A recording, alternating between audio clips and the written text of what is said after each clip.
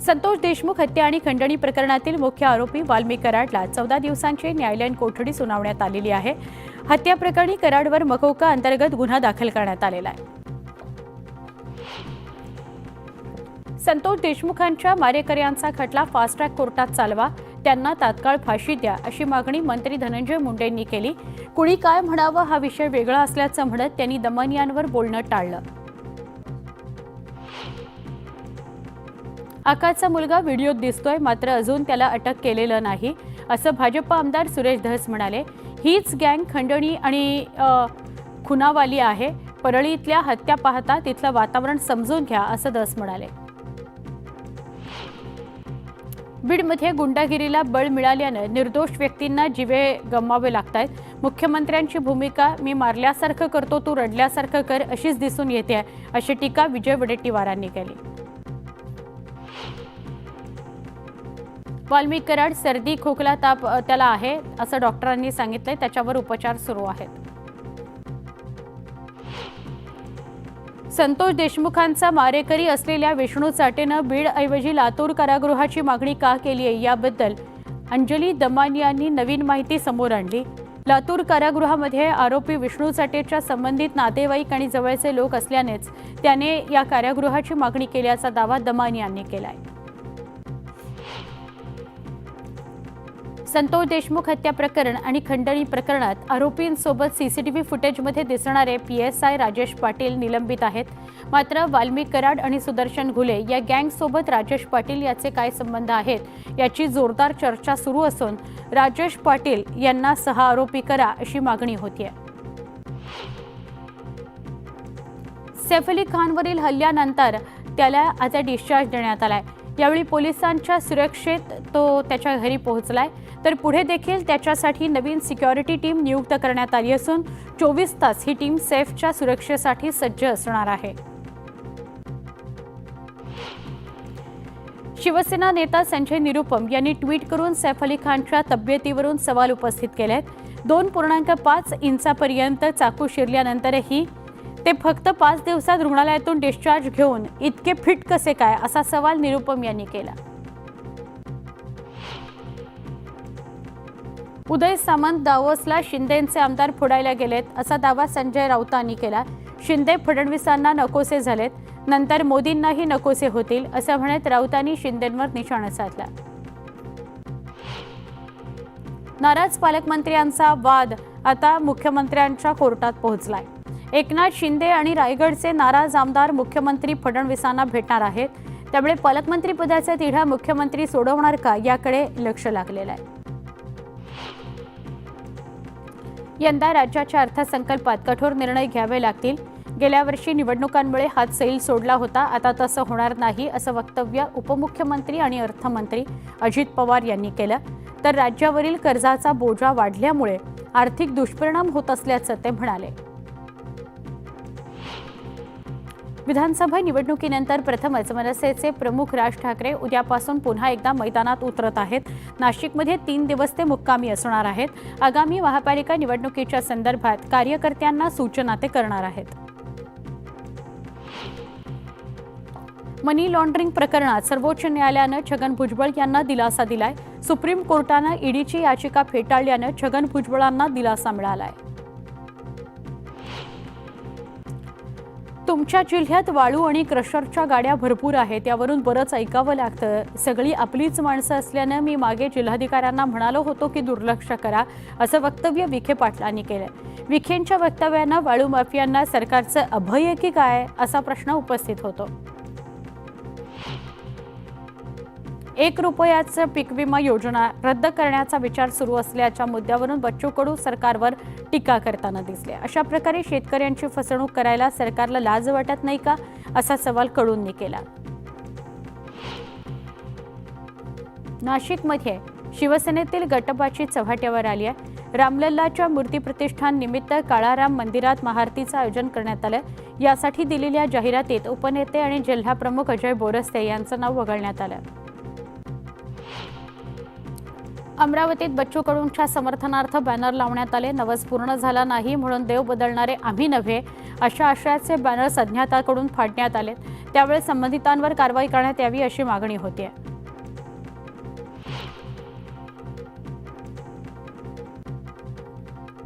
शिवसेना विधानसभा प्रमुख बद्रीनारायण भुमरे, माजी सभापती सुरेश गावंडे यासह अनेक कार्यकर्त्यांनी उद्धव बाळासाहेब ठाकरे सेनेला जय महाराष्ट्र केलाय. ठाकरेंच्या सेनेला सोडचिठ्ठी देत अजित पवारांच्या राष्ट्रवादी काँग्रेसमध्ये त्यांनी प्रवेश केला आहे.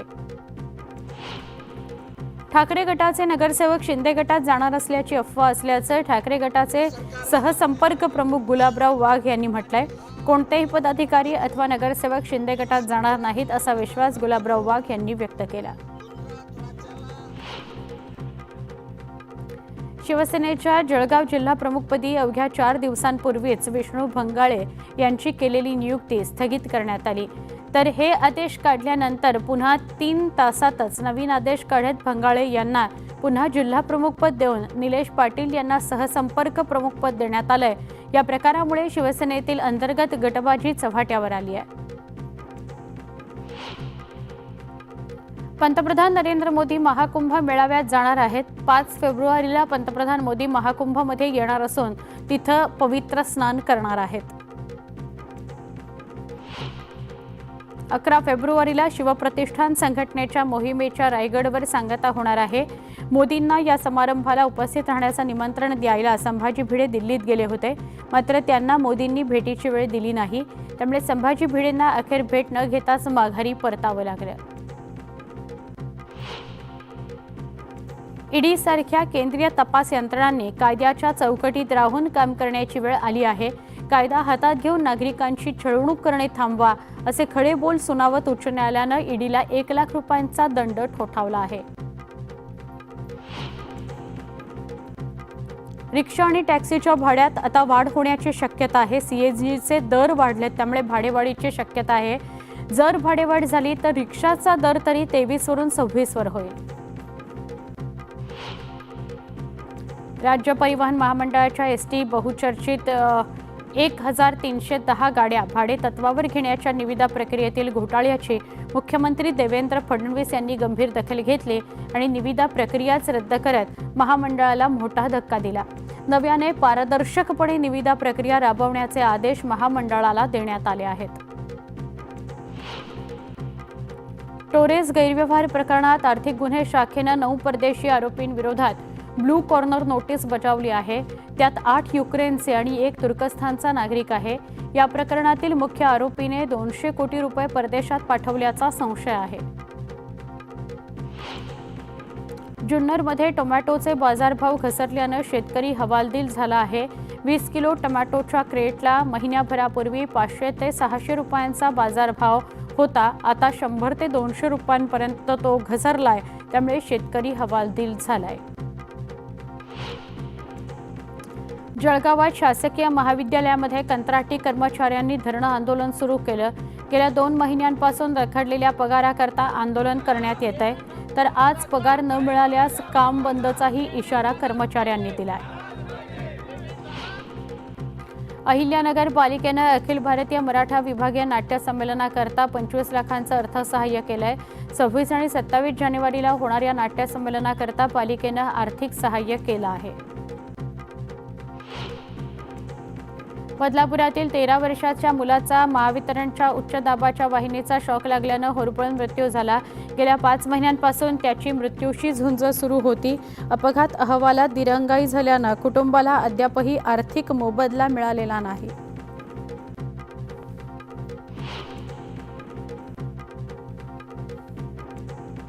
माओवाद्यांनी उभारलेलं प्रशिक्षण तळ केंद्रीय सुरक्षा दलानं उद्ध्वस्त केलं. छत्तीसगड आणि तेलंगणाच्या सीमेवर हे प्रशिक्षण स्थळ उभारण्यात आलेलं आहे. पुणे बँगलोर महामार्गावर कराडमधील पाचवड फाटा इथं सर्व्हिस रोडवर गेल्या काही दिवसांपासून दूषित पाणी आणि घाणीचं साम्राज्य पसरलं आहे. वाहन चालकांना त्याचा नाहक त्रास सहन करावा लागतोय. याबाबत आमदार अतुल भोसलेंच्या कारवाईच्या आदेशांना केराची टोपली दाखवण्यात आली. राज्य शासनानं उशिरा जन्म मृत्यू प्रमाणपत्र देण्यावर बंदी घातली आहे. किरीट सोमय्यानं उशिरा जन्म मृत्यूच्या नावाखाली रोहिंग्या आणि बांगलादेशी नागरिकांना प्रमाणपत्र दिलं जात असल्याची तक्रार केली होती. त्याची दखल घेत मुख्यमंत्र्यांनी SIT पथकाची स्थापना करून तपास करण्याचे आदेश दिलेले आहेत. नागपूरच्या खैरी इथल्या शेतात एकाच वेळी 5 मोर आणि काही पक्ष्यांचा मृत्यू झाल्यानं खळबळ उडाली आहे. मृत पक्ष्यांच्या अवयवाचे नमुने तपासणी करता न्याय वैद्यक प्रयोगशाळेमध्ये तसंच भोपाळ इथल्या संस्थेला पाठवण्यात येणार आहेत. मुंबई गोवा महामार्गावरील परशुराम घाटातील धोकादायक ठरलेल्या दरडीच्या ठिकाणी लोखंडी जाळीद्वारे उपाययोजना केल्या जात आहेत. त्याशिवाय कोसळलेल्या संरक्षण भिंतीच्या बाजूने गॅबलिंग वॉल उभारण्याचं काम देखील सुरू आहे. देवरुखवासियांचं आरोग्य रामभरोसे आहे असं म्हणायला हरकत नाही, कारण देवरुखमधील एका विहिरीत कुत्री मांजरी घुशी पडून कुचतायत. संपूर्ण परिसरात दुर्गंधी पसरली आहे, पण तरीही नगरपंचायतीचं दुर्लक्ष आहे. त्यामुळे नागरिकांनी संताप व्यक्त केला आहे. मृदा आणि जलसंधारण मंत्री संजय राठोड यांनी पुष्पा चित्रपटातील झुकेगा नहीं साला डायलॉगवर ॲक्टिंग केली. गळ्यावरून हात फिरवत त्यांनी मारलेल्या फिल्मी स्टाईलचा व्हिडिओ व्हायरल होता. राज करने के लिए आया मैं, झुकेगा नहीं. पालघर जिल्ह्यात स्थलांतरित पक्ष्यांचं आगमन झालंय. तिबेट आणि लडाख इथल्या रुडी शेल डक म्हणजेच ब्राह्मणी बदक या परदेशी पक्ष्याचं समुद्रकिनाऱ्यांवर आगमन झालंय. या पक्ष्यांना पाहण्याकरता पर्यटकांनी गर्दी केलेली आहे. वसईत दुचाकीवरून जात असताना भोईदापाडा भागात एका बिबट्यानं अचानक हल्ला केला. हल्ल्यानंतर दुचाकीस्वारानं आरडाओरडा केल्यानंतर बिबट्या पळाला. मात्र या घटनेनं परिसरात भीतीचं वातावरण आहे. मालेगाव महानगरपालिका प्रशासनानं शहरात अतिक्रमण हटाव मोहीम सुरू केली आहे. वाहतुकीला अडथळा निर्माण करणारी 125 पेक्षा जास्त अतिक्रमणं JCB लावून उद्ध्वस्त करण्यात आली.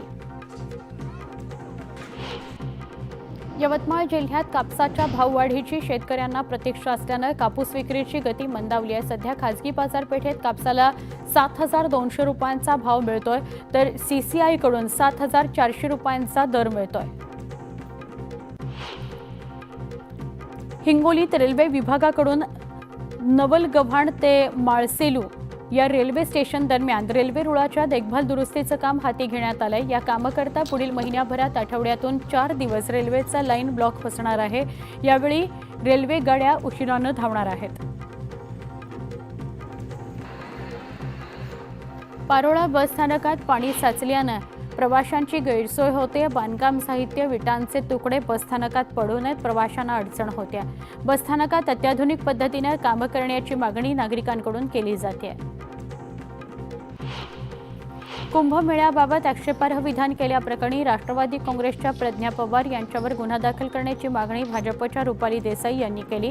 याबाबत मिरज शहर पोलिसांकडे तक्रार दाखल करण्यात आली आहे. सांगलीच्या विटा इथल्या शासकीय निवासी शाळेतील विषबाधा झालेल्या विद्यार्थ्यांची संख्या 29 वर गेली आहे. राष्ट्रवादी काँग्रेसचे नेते वैभव पाटील यांनी विद्यार्थ्यांची भेट घेत विषबाधा प्रकरणाची सखोल चौकशीची मागणी केली. अयोध्येतील प्रभू श्रीरामाच्या प्राणप्रतिष्ठेला 1 वर्ष पूर्ण झाल्याच्या निमित्तानं नागपुरात जयोस्तुते फाउंडेशनतर्फे महाल परिसरात 11,000 दिव्यांनी दीपोत्सव साजरा केला जाणार आहे. यावेळी आकर्षक रांगोळी काढून त्यावर दिव्यांनी आकर्षक रोषणाई करण्यात येते. हिंगोलीच्या कोळसा इथल्या प्रसिद्ध खंडोबा देवस्थानच्या यात्रेला सुरुवात झाली आहे. शेकडो वर्षांची परंपरा असलेल्या या यात्रेत भाविक खंडोबाचं दर्शन घेतात. पंचक्रोशीतील भाविकांची या यात्रेमध्ये गर्दी आहे. वर्ध्याच्या सालोडमध्ये पोलीस निरीक्षक संदीप कापडे यांच्या हस्ते कबड्डी स्पर्धेचं उद्घाटन करण्यात आलं. यावेळी खाकी वर्दीतील कर्तव्यासोबत खेळाडू वृत्ती जपणाऱ्या संदीप कापडे यांचा व्हिडिओ समाज माध्यमांवर व्हायरल झालेला आहे. धाराशिव शक्तीपीठ महामार्गाला शेतकऱ्यांकडून कडाडून विरोध होतोय. यावेळी बाधित शेतकरी आक्रमक झाले असून त्यांनी शुक्रवारी धरण आंदोलनाचा इशारा दिला. 13 जिल्ह्यात एकाच वेळी आंदोलन होणार आहे. महाराष्ट्राची कुलस्वामिनी आई तुळजाभवानी मंदिराचं वार्षिक उत्पन्न 10 वर्षात 15 ते 16 कोटींनी वाढलंय. गेल्या वर्षीच्या तुलनेत एका वर्षात उत्पन्न 47 लाखांनी वाढलंय. चाळीसगाव तालुक्यातील जवळपास 1800 शेतकरी गेल्या 1.5 वर्षांपासून ठिबक सिंचन अनुदानाच्या प्रतीक्षेत आहेत. त्यामुळे लवकरात लवकर अनुदान देण्यात यावं अशी मागणी करण्यात येते.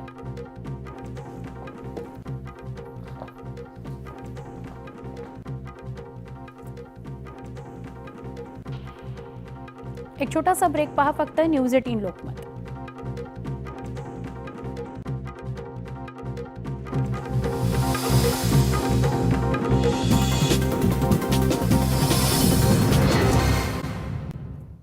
पंचवीस मिनिटं 50 बातम्यांमध्ये पुन्हा स्वागत. आता पुढच्या बातम्या. बच्चू कडू यांनी मोठा दावा केलाय. उद्धव ठाकरे आणि शरद पवार लवकरच भाजपसोबत जातील असा खळबळजनक दावा त्यांनी केलाय. तर पालकमंत्रीपदाचा वाद पाहता भाजप राज्यभरात एकट्याचेच पालकमंत्री बनवेल असंही ते म्हणाले.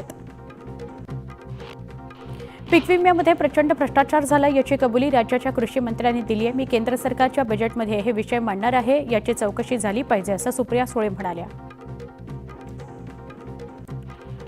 वाल्मिक कराडच्या 14 दिवसांच्या न्यायालयीन कोठडीवरून जरांगेंनी हल्लाबोल केला. आरोपी सुटला तर देशमुख कुटुंबाच्या जीवाला धोका आहे. आरोपी देशमुख कुटुंबाला मारून टाकू शकतात अशी शंका जरांगेंनी व्यक्त केली. तर बीड प्रकरणातील एकही आरोपी सुटला तरी राज्य बंद पाडू असा इशारा जरांगेंनी दिला. संतोष देशमुख आणि परभणीतील घटनेच्या निषेधार्थ सकल मराठा समाजाकडून 1 दिवसाचं धरण आंदोलन करण्यात आलं. सांगलीतील विश्रामबाग चौकात आंदोलन करण्यात आलं. भंडाऱ्यामध्ये अनधिकृत इमारतीचा बोलबाला असल्याचं दिसतंय. परवानगी न घेता अवैधरित्या इमारती उभारण्यात आल्यात. अनेक इमारतीत फायर सेफ्टी परवानगी नसल्याचं समोर आलंय. राम मंदिर प्राणप्रतिष्ठा सोहळा वर्षपूर्तीनिमित्त जळगावात महाआरतीचं आयोजन करण्यात आलं होतं. अनेक नागरिकांनी महाआरतीला हजेरी लावली. पिंपरी शहापूर तालुक्यातील 11वीच्या विद्यार्थिनीनं शाळेच्या मुख्याध्यापकांविरोधात विनयभंगाची तक्रार दाखल केली आहे. मुख्याध्यापक प्रभाकर जाधवांना पोलिसांनी ताब्यात घेतले. चौकशी सुरू आहे. उल्हासनगरमधून एका बांगलादेशी महिलेला क्राईम ब्रांचनं अटक केली आहे. तसंच या महिलेला घर देणाऱ्या घर मालकावरही पोलिसांनी गुन्हा दाखल केला आहे.